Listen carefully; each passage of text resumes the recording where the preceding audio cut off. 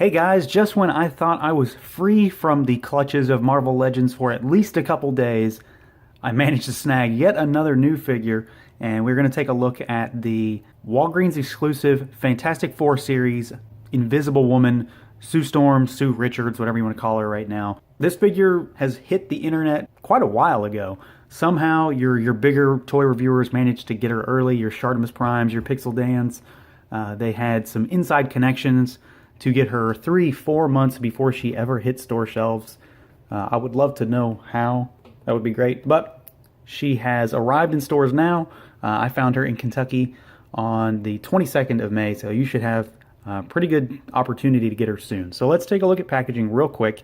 We've got our figure, and I like this Fantastic Four design. It's got the big four in the background, the nice blues. It looks, I don't know, it just looks really good. We've got some artwork of Sue on the side. We've got our figure. We've got that same artwork on the other side. So let's pull this one out. All right, so here's our figure, and we're going to do a bit of a history lesson just to start off with, because I'm sure there are people out there that do not know what this robot is. So Sue comes with Herbie. Herbie is from the 1978 cartoon series, and he was the replacement for Human Torch because they didn't have him available due to rights issues, because they optioned him for a movie and it never came out, but they still didn't have the rights to use him in a show, so they needed a kind of a sidekick character, so they created Herbie. And Herbie stands for Humanoid Experimental Robot B-Type Integrated Electronics.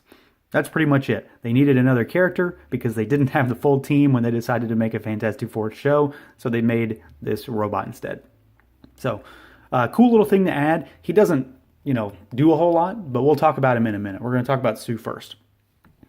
So I am, to begin with, pretty excited to get this figure. She is the beginning of what should be a full Fantastic Four team, I believe. We already know that a Human Torch is coming, so we've got to assume that a Mr. Fantastic and a Thing are coming at some point. This character also has translucent plastics. I'm a big fan of that.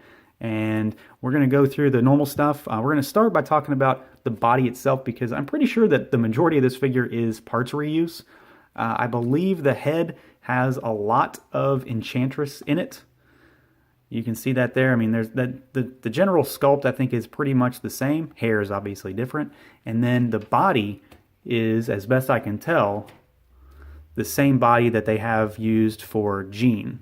So the torso is the same, the abdomen's the same, those legs are the same, different shoes, different boots, but they're the same that's on Kitty Pryde in that regard. So I think a lot of this is reused parts, which is fine, just something to point out.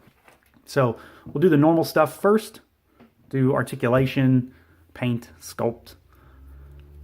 Head swivels, those up and down, which goes a fairly decent amount despite the hair. It doesn't really hit too bad. Arm goes out and up, all around. There's no bicep swivel because it's a female character, which is the norm. We got a single jointed elbow, and then we have a hinge and a swivel at the wrist. The upper torso is articulated. We do have a bit of a crunch there. It's not too much, but it is there. There is no waist twist. Legs, ooh, that joint was tight. Legs only go out about that far. They kick just over 90 degrees, and they don't go back too much though. There is a thigh cut, double jointed knees, no boot cut, hinge, and a rocker at the ankle. Mine are still pretty tight. I'm just sort of getting it loosed up. As far as the sculpt goes, like I said, it's a lot of parts reuse. I think where she really shines is on the head sculpt. It looks really, really good. It's a very accurate, I think, depiction of Sue. It's very feminine, very well sculpted. The hair is really nice, a nice shorter haircut, and all around looks pretty good. A lot of detail in the sculpted line work in the hair, and the face is just it's an attractive face. It looks good. It's well done. As far as paint goes, the face again is a key point here. She's got kind of metallic lipstick. Eyes are forward facing. Eyebrows are painted well. The hair does have a wash in it to bring out some of that sculpted detail. And then we've obviously got black paint on various parts of this figure. So on the boots, on the waist, because the majority is just molded plastic, the kind of teal color. And then around the neck, most of it's clean. I do have a bit of a blotch on the wrist right here. A little bit of the blue paint coming through. but it's not too big of a deal. The only thing that I really have an issue with is the Fantastic Four emblem in the middle. It actually has a bit of a blemish in there, but for the most part, it is pretty clean. So, not too bad there. The big thing for this figure that I really like, and it kind of goes back to sculpt, but it's not really. It's just more molding. Is the arm. So it fades from almost 100% clear. It's still got kind of a smoky look to it, up through the arm to a sort of lighter shade of the, costume color, because she's wearing that costume. So she's bending the light around it, and it would refract that color.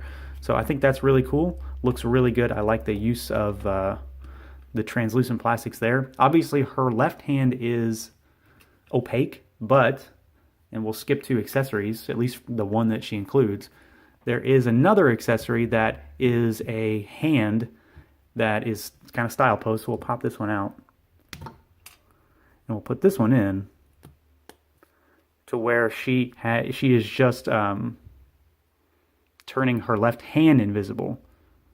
The fingers are kind of warped on this one. I need to kind of play with them a bit. They were crammed into that package pretty well, but they'll bend out just fine. So you can have her with a almost fully translucent arm and an almost fully translucent hand to add a little bit of flair to her, which I think is pretty cool. I like it. I just like the idea of having some translucent parts on her, because that's her thing, but not going full translucent, because who would want that? I don't want a clear figure that's just clear. So I think they did a decent job of giving us an accurate depiction of what she does without going too crazy with it. So we'll move her aside, and we'll pull Herbie in. So Herbie he's just kind of a blob of plastic, really, but he does have articulation. The head can move, can spin around, and it does have a hinge. So you can kind of get him into some little poses. He obviously comes with his stand, which I was kind of surprised about. I really don't expect that kind of stuff from Marvel Legends, but I'm glad we got it. He does have paint. So mostly he is just a pearlized white molded plastic, but we've obviously got the black on the inset of the face, the yellow for the eyes and the mouth, we've got the green, and then we've got the green and the blue.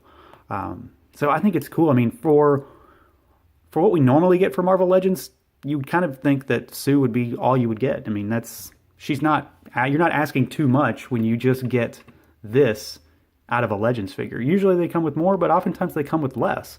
So to get just Sue would be fine, but the fact that they threw Herbie in here is really cool, and it adds a little bit of a bonus to this figure.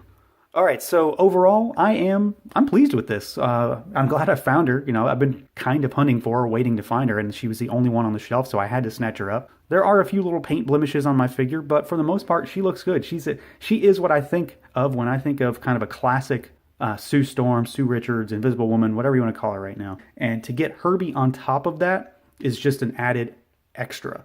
And I'm always happy with extras when they are this cool. So he may not be a lot of, wow factor, but he's cool. He's a big extra to be packed in with a figure that is the normal price for a Legend. So I am okay with that. And then we've got translucent plastic, so I'm fine with that too. So overall, I would say snatch her up if you can find her. And I bet she'll be hitting Walgreens en masse quite a bit pretty soon. And like the rest of them, at least around my area, she'll probably peg warm and shelf warm for a long time after that. But for now, if you find her, get her. So that's going to do it for this review, everyone. As always, stay tuned for more. Feel free to like, comment, subscribe, and share. And until next time.